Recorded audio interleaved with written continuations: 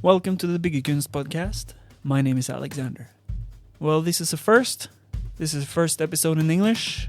This is my first interview with someone who is not Norwegian.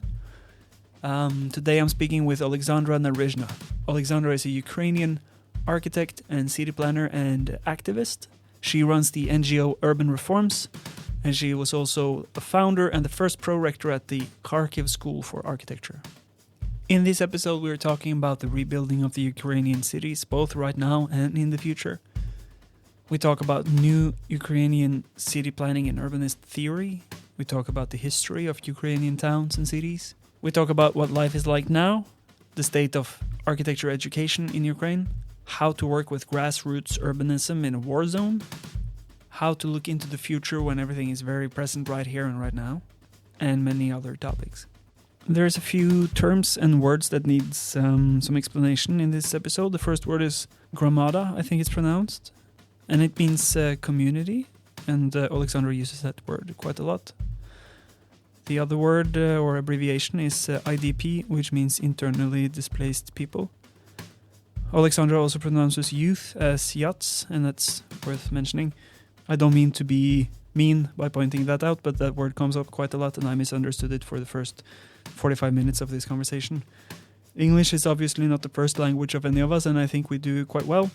And I'm really impressed and inspired by speaking with Oleksandra and following all she does. Of course, if you want to contribute or help in any way, I'm putting links to all of Oleksandra's projects below this episode, to Urban Reforms and also to her social media. This was a great conversation, and one that I'm really thankful that Oleksandra wanted to have. We were a bit pressed on time, so there were a few questions that we couldn't get to. Hopefully we'll get together and talk soon again. But now I'll give you Oleksandra Naryzhna.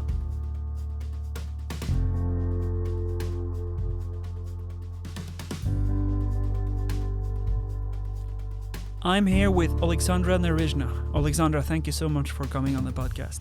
Oh, hello.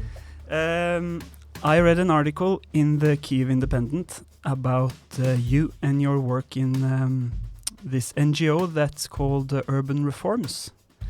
Yeah. And I really wanted to talk to you about that, about Ukraine, about your urban theories, the way you're working now, and so on. Maybe you can just start by giving a brief introduction of yourself and what you do and where you are and so on. Hello. I'm a head of NGO, which name Urban Reform. We working from 2014, and we started our work after Revolution of Dignity in Ukraine, when we are feeling that we are responsible to changes our cities and our life.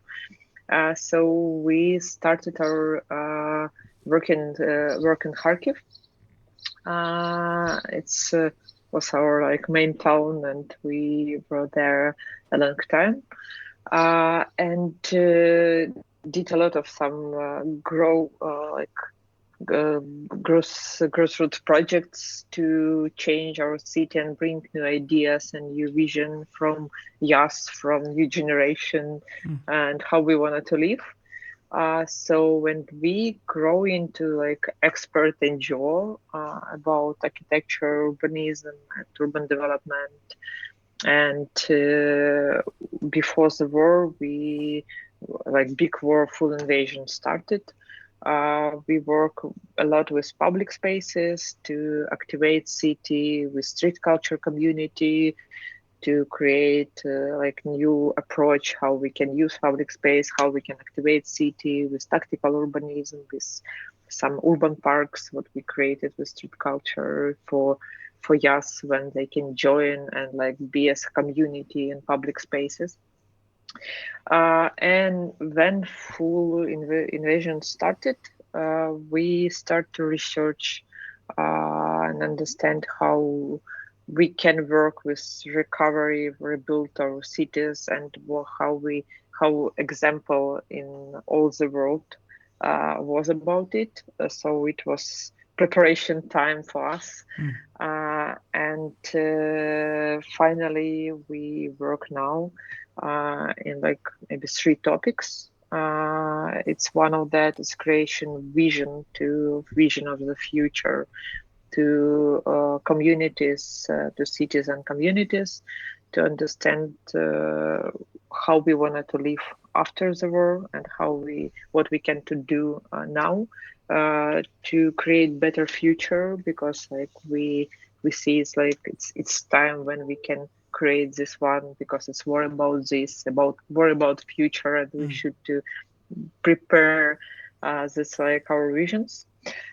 So we work also with communities, with street culture communities and other communities to create some center where they can grow, learn each other, and be like a part, be active as a community. And we like programming that and working with like some tactical things, how we can rebuild space for IDP, for YAS, for integrate all of them together. And also we work with education and formal education. So now we're preparing a project in Ukraine about informal education to grow capacity of our new generation architects and urbanism. And also we work in Netherlands. We did a school for Ukrainian teens about architectural urbanism to support our also new generation to be in profession and take part in the future in recovery process. Quite a lot of stuff going on. And now I'm in Berlin. I nice. just were in Ukrainian recovery conference, which were like last few days. It was big process where we discuss some things about recovery and how we should work on these topics. And now I'm mostly traveling, and we start some projects in Ukraine. So I will be in a few weeks in Ukraine. Yeah, and you said that you started urban reforms in Kharkiv, right? Yes, yeah. Are you from Kharkiv? Yeah, I'm from Kharkiv, and I also work in Kharkiv. I started with my colleagues at Kharkiv School of Architecture, so it also was a big education. It's like new higher education about create new generation of architects for Ukraine to work and create our new cities and new type of architecture. So yeah, my life was before the full invasion started was in Kharkiv mostly. Because we've been talking about around the office about I've been trying to get ideas for this podcast from my colleagues as well. And one of the questions that has come up several times is that we none of us really know what the typical Ukrainian town or city is like. What is sort of what are you continuing when you're thinking about your new theories after the war, as you say? So maybe you can just give a brief or a long description of what you consider to be a typical Ukrainian town or city. Well, it's very interesting topic, because it's in my feeling it's not typical, because it's Ukraine's big country, and we have different period in each land. So we have like Slobozhanщина, Polisia, Volyn, Галичина. So it's a little bit different culture and type of life and type of architecture and different periods. So of course, like East Ukraine was the more long period with Soviet Union, and West a little bit less. So we have like some layers in our cities. So one layer is historical, where it was like 19th century, sometime a little bit 18th century. But of course, like it's our cities mostly in whole Ukraine are growing like twice, or maybe in like third time during the Soviet period, when we have like a lot of this second modernistic like line between 60 and 80. Yeah, when we have had when we built a lot of this typical housing. And of course, we have like some example of modernism, which very nice in whole Ukraine. It's different city in Kharkiv. It's fantastic, fantastic architecture with like iconic architecture with line city, which was built in 13th, 20th century with Dersprom. It's like first European skyscraper, how it's named. It's a big square. So it's different. Each city have like some of these great examples of modernism architecture, and also have like this architecture without some identity, which was covered whole Ukraine with this housing, cheap housing. And this all of this district we should to rethink how they will be, but of course it's very great historical period, which each city is a little bit different. But that's also what is of course so interesting about this, is that trying to find, you have to, or I don't know how you work, and that's what we're going to get into, but I imagine that you have to be somehow specific to each city, and then you also have to be a bit general in kind of what kind of atmosphere and spirit and what kind of basis you have for new theories of city building. But like you say, you left Kharkiv, right? Yes. And you went to the Netherlands? I were in Netherlands like first 1.5 year of during this time, this period. But I go to Ukraine because we have a team in Ukraine, and our project and our focus in Ukraine. So my period in the Netherlands was mostly about make connections and bring expertise to Ukraine and collect this expertise and make networking, because it's too important for Ukraine now to have more experience and to learn from whole Europe and world how we can work and how we can bring new approach to our work, because we had and have like good examples and good practice in Ukraine in topic of urban development, but it's too less to have capacity to really rebuild in sustainable and new actual type of our city. So it's really, we really need support and this like collaborations to do this. So that because I focus on that and first period, and now I am mostly in Ukraine, and I most biggest time I'm in Ukraine now to work and implement practice. So are you working are you doing anything right now in any of the destroyed cities anywhere, or is it just trying to figure out how to begin once you're able to go there? Yeah, we work in these cities. We had a great project with Okhtyrka city. It's city in Sumy region. It's 40 kilometers near border with Russia. We created with community, with citizens, with activists and city government vision how we can develop the Okhtyrka city. It's not too big city. It's very. We have a lot of hromadas. It's like communities in Ukraine, were between 30,000 and 100,000 people. So we have big cities. It's Kharkiv, Dnipro, Kyiv, Lviv, and we also have a lot of 1,500 hromadas in general. So and most of them it's less scale. And we worked with city and community Okhtyrka. It's 50,000 inhabitants in the city, but a city with oil, the city with strong community and street culture community and underground culture and big history. Was religion history also, and very smart citizens. So we work with them and try to create what is like capital of the city, for which background do we have, like, so we did big research of them, and after that we create together with citizens, the city government, with business, some strategies like vision, how we wanted to see in future Okhtyrka.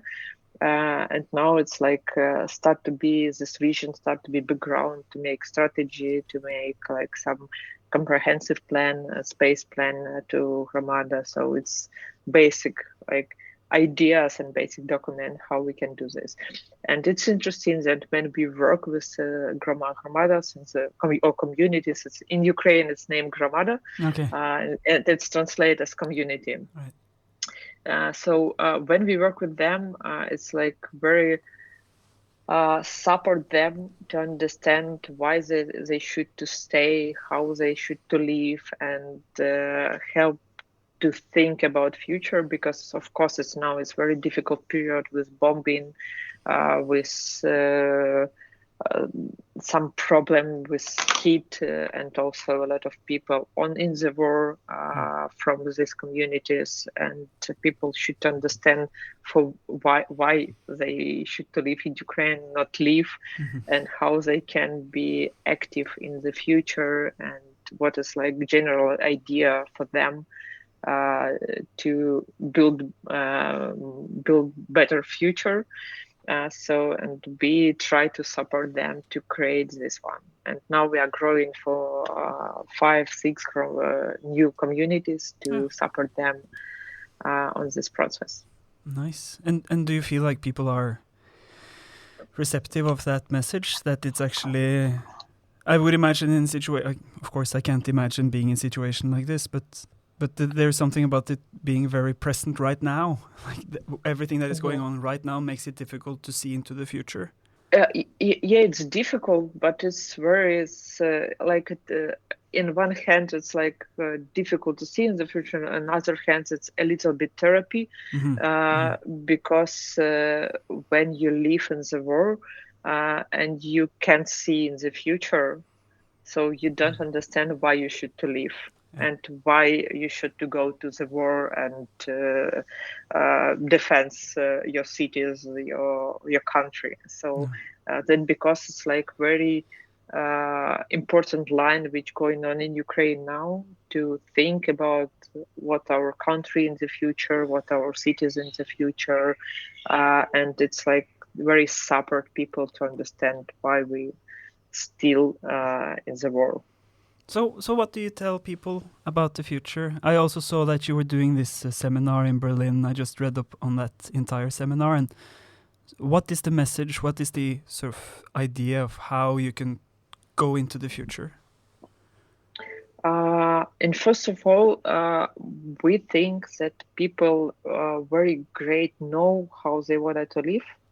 And it's a difficult process now to connect idea from citizens with local governments, because we didn't have a lot of practice on this communication. So we, after Soviet Union in the period, we had like very vertical system with head of mayor and who know everything, and citizens just sit and read what has happened. But now it's of course it was a little period before 2014, but now it's very active when citizens can come together and describe what they wanted to see in the future. And mostly we feel in our role in this process as mostly a moderator. So of course we have expert team who support and can help to make this idea more sustainable or more oriented to nature or ecology or better transportation or mobility. Of course we do this, but mostly our role is moderator and make these dialogues and support citizens to tell and describe how they wanted to see. We support them with information, what is a strong scene in the Gramada in community. So what they can resource do they have, and but mostly so we should to be as like a support team Of course. to help them. It's really not common approach. It's mostly like some expert thinks that they know everything, and local governments know that they know everything. But it's very for our side, we feel that it's very important to like listen and understand what really citizens want, and they have great experience because a lot of also citizens, like people who live in these communities, were in Europe and came back, and brings like like new ideas, and you understand on how they can live better. And also, it's we have like a very strong line with education, with informal education country. So somebody study something, teach something, so it's and growing as a society. So and it's interesting that they have great ideas and know very well how it's better to live. And it sounds to me almost like it's kind of the ideal way to do urban development anywhere in the world right now. And then it seems to be a very specific situation in Ukraine, both right now and historically, that makes you able to actually be, like you say, the mediator and the person who can come in and facilitate for the people to actually to have a real grassroots movement in creating your own town or urban surroundings. That's a very, very interesting. Say your background in Kharkiv, and if you wanted to sort of bring out the best parts of Kharkiv and bring that forward and continue that into the future, and then maybe mixing it with something else and some of your own ideas, what would you say would be the best parts of Kharkiv that you could bring into the future? Kharkiv is a fantastic city. It's very special, and of course, I think like Kharkiv was educational capital in Ukraine. We can say like that. So we had like between 150,000 students to 200,000 students in the city. So it was two-student city. So in general, it was 1,005,000 inhabitants. So, but it was. Kharkiv was very young city with old time, with great underground culture and great artists, musicians. So it's very creative and energy city, which mix with a lot of some factories, fabrics, industry. It was like two different mix. And of course, I wanted Kharkiv should to save this energy and support this like generation, like maybe also like professionals to came back, because it's most important capital which Kharkiv had. And now biggest part of this active people live. And I think it's most important to start to renovate this education after these universities, and also make opportunity to creative people come back. Yeah, I can imagine that that in a while that these places are going to be very attractive to everyone to go and see, because of, like you say, you're able to create your city again and with your own forces, and it sounds really nice. But when go ahead. But of course we understand that like situation will change, and probably Kharkiv will not be this like most safety and attractive place to education. So in the other hand, we should to find a new approach and what it will be. So will all IT specialists who leave Kharkiv, it's a lot of people, it's near 50,000 people, will they come back? So it's it's a lot of question what will be, and to find your identity now, it's also important to each city to looking for it. And I find all of this to be academically and professionally very, very fascinating and interesting, and I just want to, it feels like it's a very, very rich subject, that it must be very rewarding to be in it, but then again it's set against this very dark backdrop of the war, and it's difficult to sort of, how do you work in that reality with all that extremely exciting academic work, and then at the same time all this horrible stuff is going on right there? Do you know, it's difficult because you understand it's like you check next to you event in city, is it bombing now or not? When you are going there, of course it's like you go to shelter if something are going on, but in feeling we don't have any other chance to do this, so it's a chance for us to be in European Union, to change our life, to live like to prepare it everything to the future. So of course, like in one part of our life, each Ukrainians to donate, to support army, to inform about this, to collect money for drones, for other things. So each of us do this, and in other things. So each of us do the best what we can do. So somebody support us medicine. We do better, like create this future and support citizens to do this. So I think we will not have any chance, any next chance, if we will sit now and wait. It's like will not happen anything, if we will just wait. So because our government, we work a lot to prepare documents to be in European Union. Our society, civil society sector, it's very strong. It's fantastic, and they do a lot.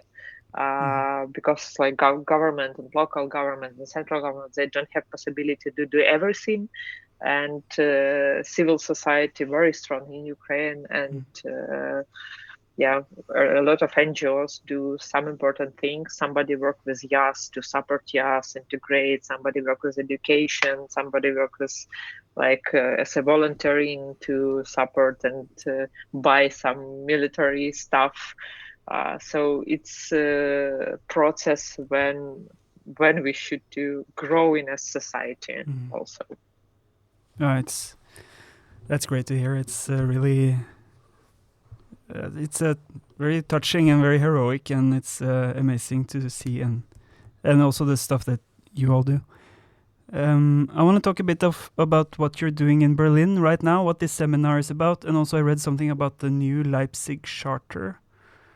I don't know if that is relevant to this conversation, but maybe you could just touch upon what you're doing, like you say, with the European Union, and what you're talking about in Germany, and if there is a wider European understanding of the efforts that is going to be put into the Ukrainian rebuilding after the war. I think what we're in Berlin is this conference. Of course, it's political event to say something. So it's like main person was Zelensky and Ursula and Scholz. Of course, they talk about our conversation process to be in European Union. It's like what it's like very actual now to discuss on a big level. But of course, in some panel discussion was different topics about how we should do planning, energy infrastructure, ecology, and some other things, and how this process should be integrated, or how we should be working on this during this recovery process. and also I was in panel about involving YAS and new generation to planning, and we discussed that it's like YAS is a it's subject, it's active like persons who should to be in this process, because we should to also orientate for new generation who should be involved to this process and be part of recovery process. So we discussed this topic in our panel, but of course it was a lot of like 50 gromadas, 50 these communities from Ukraine who present what they did and what they do. So it was like conference when we sharing knowledge, sharing experience, discuss how we can work and which main accents is like main point we should have in next our work. Nice. And do you find it, how should I say, is working with this, is it hard to work with on a structural level, if you know what I mean? Is it are people listening? Is there a lot of energy in this project, or I feel like you're working uphill? It's a lot of energy, of course, on all process. But if we talk about this, like conferences or some events, I think it's very important places where some questions should to sound. And if we say something, write something, and media was like write about it, it's like bring new ideas and narratives what we should to discuss. So if we open this topic with that we should involve YAS, and people read that, like it's like one these platforms very nice to open some topic, and after that nobody can know about this. So it's very nice places where we can bring new words, new ideas.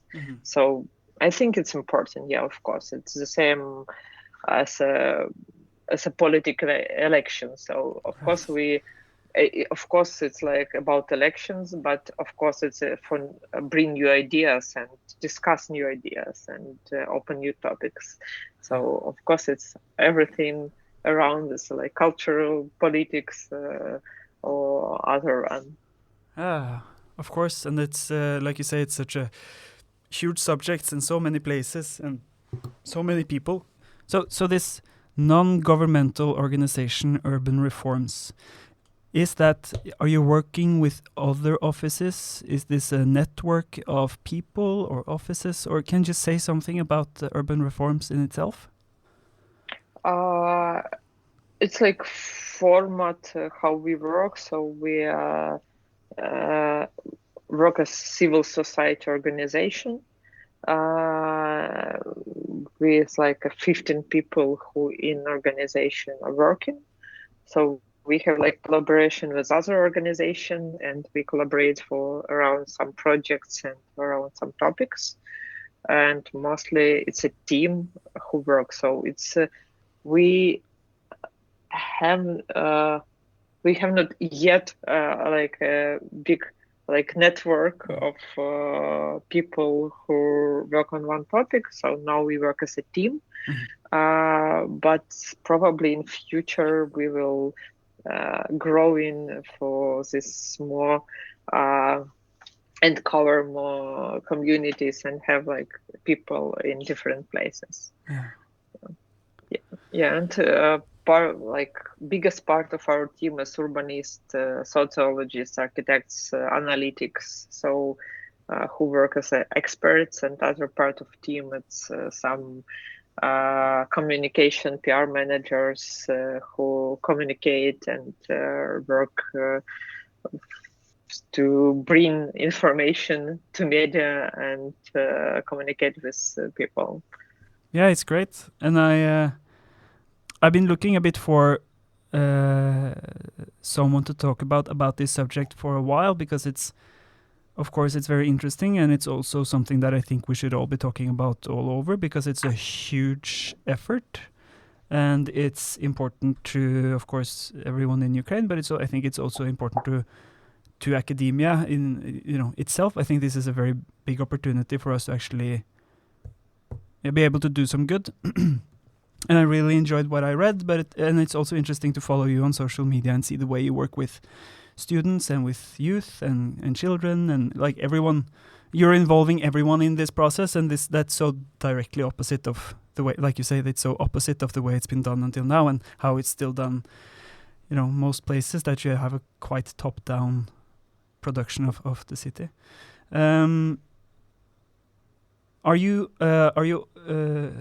So I know that the Oslo School for Architecture here in the city has some kind of cooperation with some architecture schools in Ukraine.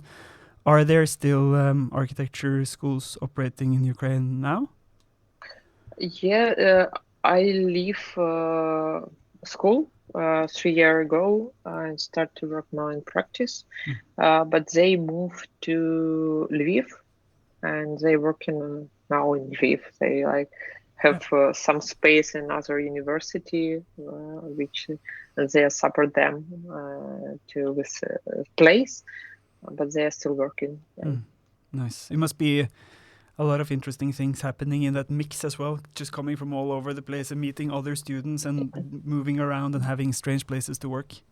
Yeah, it's a very interesting process in Ukraine, and also with this moving, because a lot of Kharkiv active people from Kharkiv moved to Lviv, right. and also part of our team and our partners, and we start to do some process in Lviv, what we did in Kharkiv, and it's like different type of approach and energy, and we bring a lot to Lviv. Because we start some project there. So we did a project which named Urban Camp, this place in Soviet Union House of Culture, and we transformed to a new culture, and also it's place for 100 IDP people, where they live, people from frontline, like big family with children live there now, and it's mixed between center of street culture with activity, with involve YAS and growing YAS between IDP, and all of them integrate between each other. And it's project which we bring and we just create in Lviv. So it's also in some Kharkiv restaurateurs open some cafe in Lviv, open some places, and bring a lot to that city. So, and this migration process in Ukraine also bring a lot new and a lot of mix and collaboration between all actors. Yeah, of course. I just want to look into so when we talk about the history of urbanism or the history of planning, we always go through these big theories. There's always, you have the sort of classical city, and then you have the modern city, the way and then you have, of course, all. In the case of Ukraine, and also in the case of certain places in Norway as well, you have the very socialist-inspired parts of the city that are there's a lot of housing and it's very affordable. And then, of course, you have all these new developments in city living and city building theory. And I was wondering if you have any idea of how do you have any bigger ideas of how the Ukrainian city is going to be in the future?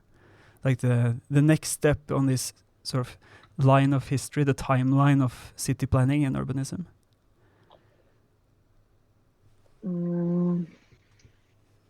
It's a very interesting question. So we, of course, we understand in the world and in Europe how the city growing on now. And its process very help to Ukraine to understand how we can grow. We had big process from 2000 for last maybe 20 years when it was built a lot of house complex.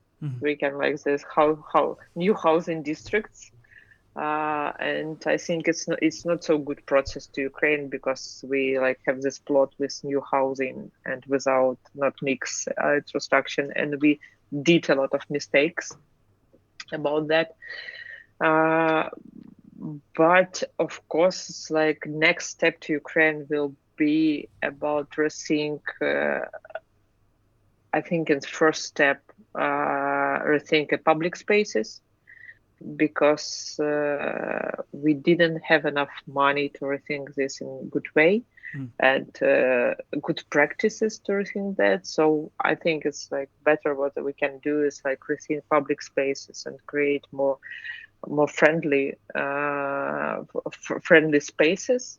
And also it will be process, I hope it will be process about density, because we have very low density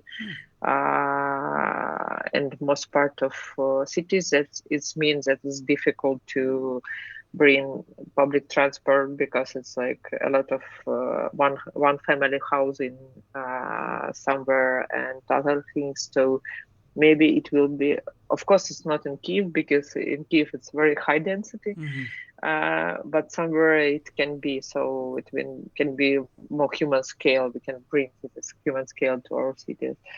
And of course it's new housing. New housing is very important thing to us, because we have like very old this Soviet Union period, this house, very cheap houses.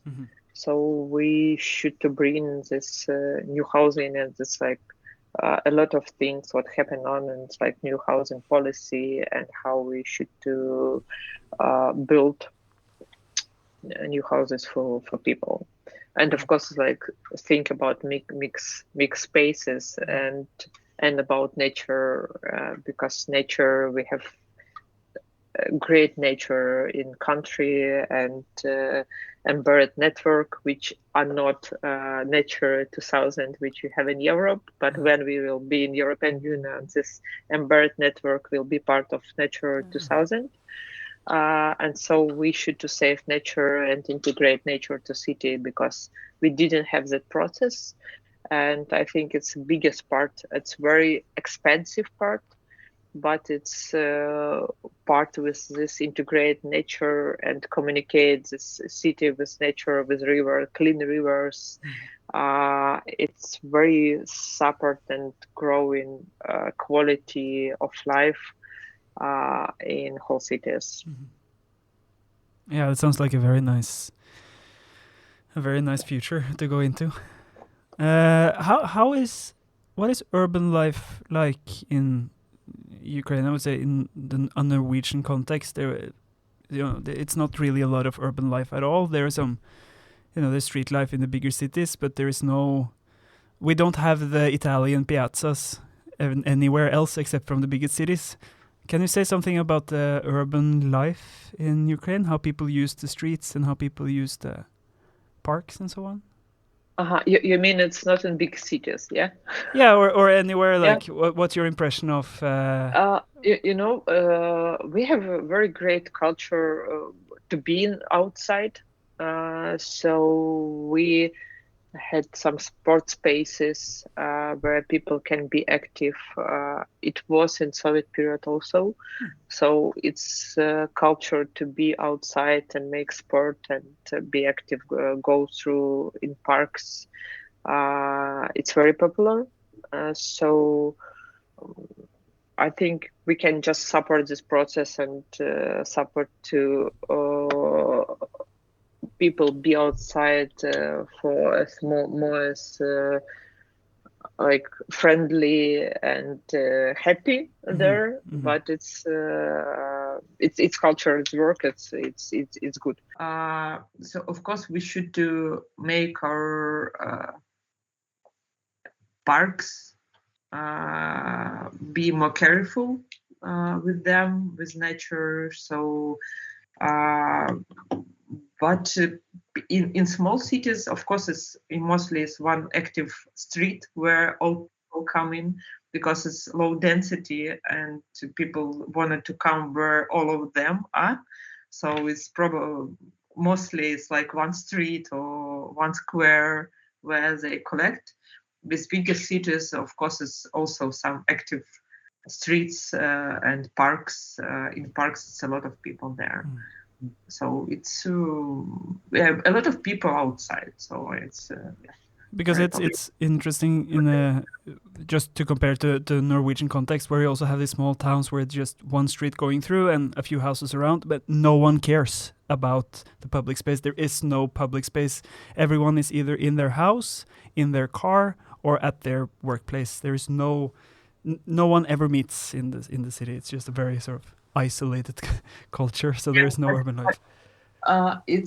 We also have very popular automobile culture, but we started depend on all other Europe. We started a little bit after, and in biggest city we have near 30% people who live in city and have car. And if I know right, in European it's like this numbers a lot of high.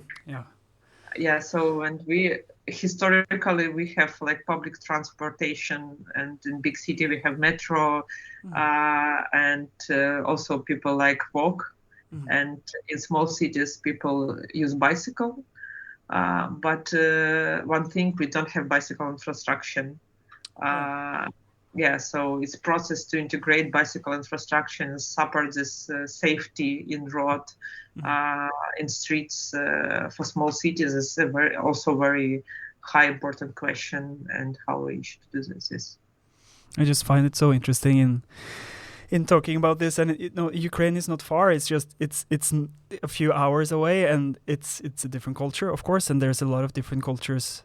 And I just find it very interesting talking about different ways of doing city development in Europe, because we're so close and we're all kind of neighbors, but we're doing it in a very different ways and with different approaches, and it makes it very exciting to talk about. Yes.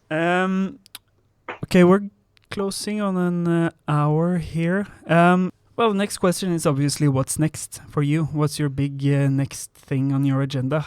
Is there anything coming up or anything big plans? I have a big plans to come back to